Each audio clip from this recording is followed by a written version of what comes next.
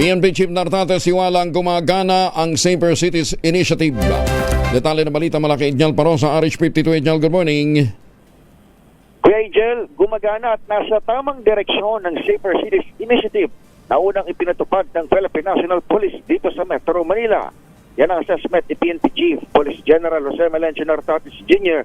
Makaraang bumaba sa higit 6,000 hanggang 7,000 ang naitatalang violators ng mga batas at ordinansa kada araw mula na ilunsad ang programa ng Department of the Interior and Local Government sa kanyang talumpati sa Campo Crame.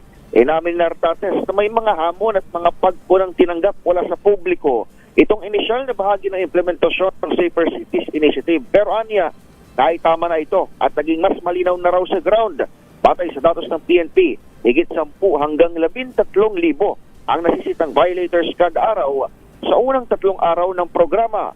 Pero bukod sa pagbaba nito sa halos 6 hanggang 7,000 kada araw, bumaba na rin ang crimes against persons, gaya na lamang ng murder, homicide, physical injury at rape.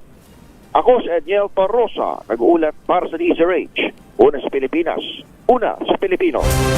Maraming salamat, Edniel.